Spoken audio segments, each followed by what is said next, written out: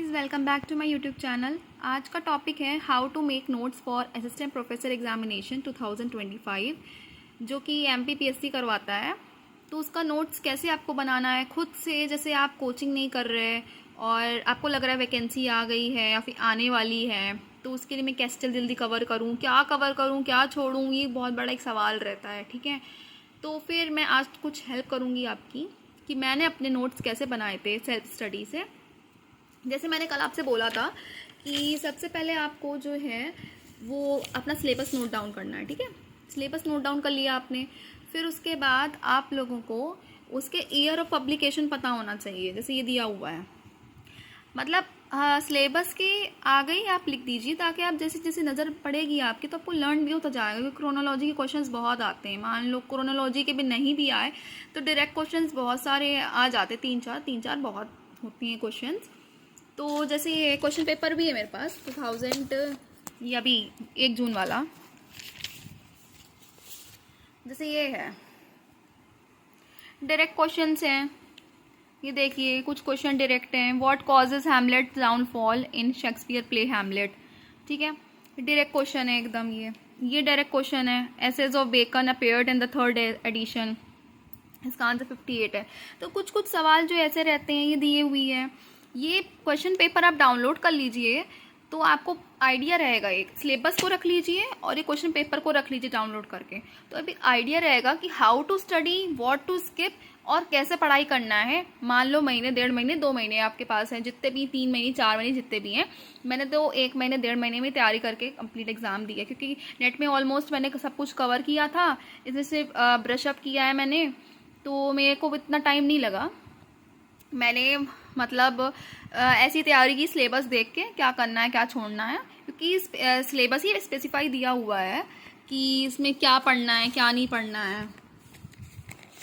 जैसे देखिए सिलेबस ही दिया हुआ है स्पेसिफाई क्या पढ़ना है। जैसे इसमें ये पढ़ना है, इसमें ये पढ़ना है, इसमें स्पेसिफिकली दिया हुआ है। ऐसा नहीं है कि आपको पता नहीं है कि क्या आने वाला है। इसमें तो आपको भी ये फ़ायदा है कि आपको दिया हुआ है क्या पढ़ना है क्या छोड़ना है। ये यूनिट 8 है, इसके आगे मैंने ईयर ऑफ पब्लिकेशन सब दिए हुए हैं। लिख लिया था मैंने अपने लिए, मुझे याद रहता है, मुझे ऐसे ही अच्छा लगता है और मैं भी आपको सजेस्ट करूँगी आप भी ऐसे ही लिखो। देखिए क्वेश्चंस, जैसे ये 1-2 क्वेश्चंस मैं आपको ईयर वाला दिखाती हूँ, रुकिए। जैसे ये देखिए, Bharati Mukherjee Jasmine was published in, direct question है ये आपका। ठीक है, अभी देखिए in the novel namesake the other name of Gogol is. ठीक है, अभी आपको पता नहीं है, आपको बहुत ऑब्सक्योर लगेगा, बहुत ही अजीब लगेगा, मुझे आइडिया नहीं है कौन था ये। जब आप पढ़ोगे ना आपको इंटरेस्ट आएगा तो आपको पता चलेगा क्या आंसर राइट आंसर है। और आप इसके पेपर के बहुत से सवाल खुद सॉल्व कर लोगे अब जब आप पढ़ोगे। देखिए rape of the lock is an क्या, मॉक हीरोइक एपिक, कुछ डायरेक्ट क्वेश्चन है।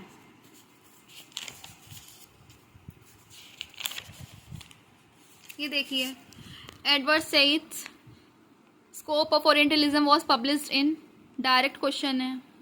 The theory of gender as performance associated with, ये तो सिलेबस से ही डायरेक्ट क्वेश्चन है। किसका था थ्योरी ऑफ जेंडर, किसने दिया था, जूडिथ बटलर ने दिया था।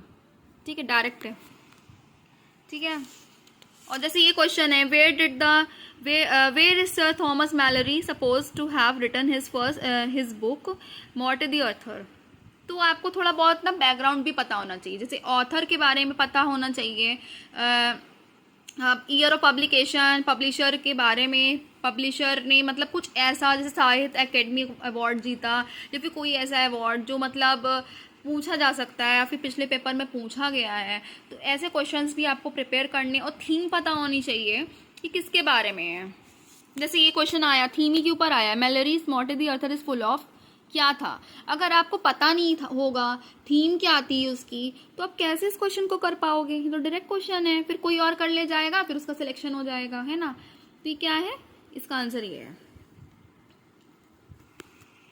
और डायरेक्ट क्वेश्चंस मैं आपको दिखाती हूँ।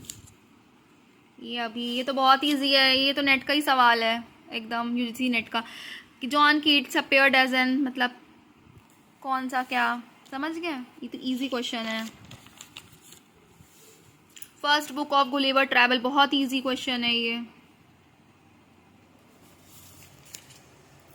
ये देखिए 115, ये 128 ये हो गया। फिर उसके बाद ये पेपर आपका फिनिश हो जाएगा। 150 क्वेश्चंस इसका लास्ट, ठीक है। ये आपका यूजीसी नेट बोल रही हूँ मैं, असिस्टेंट प्रोफेसर का ये अभी जो हुआ था 1 जून का, उसका ये क्वेश्चन पेपर है। अभी ये देखिए, when was anatomy of melancholy first published, तो इसका आंसर ये है। डायरेक्ट क्वेश्चन से बहुत सारे हैं, तो आप अपनी प्रिपरेशन फर्स्ट ऐसे स्टार्ट करिए। कोई भी आप मेरी मानिए कि आप कोई भी एक यूनिट जो आपको अच्छी लगे, मुझे 7th यूनिट अच्छी लगी तो मैंने 7th यूनिट से स्टार्ट किया था, जो मुझे अच्छा लगे, ताकि मुझे इंटरेस्टिंग लगे, मुझे इंटरेस्ट आए, मुझे इसमें इंग्लिश लिटरेचर में इंटरेस्ट आए, तो मैंने पहले वहाँ से स्टार्ट किया था। जब आपको इंटरेस्ट आएगा तो कंसिस्टेंसी आपको रोज़ बना के रखनी है। जैसे आपने एक पढ़ा तो आप उसके बारे में पढ़ो और उससे रिलेटेड क्वेश्चन सॉल्व करो, फिर उसके बाद उसको रात में रिवाइज करके सो आप। तो ऐसे आपका एक हो गया। फिर नेक्स्ट डे आप सेकंड पढ़ो। ऐसे आप एक यूनिट बहुत जल्दी कवर कर लोगे। 10 to 15 डेज़ में बहुत है। 10 to 15 डेज़ बहुत, मैं ज़्यादा ही बता रही हूँ, मैंने इससे भी कम में कवर किया है एक्चुअली।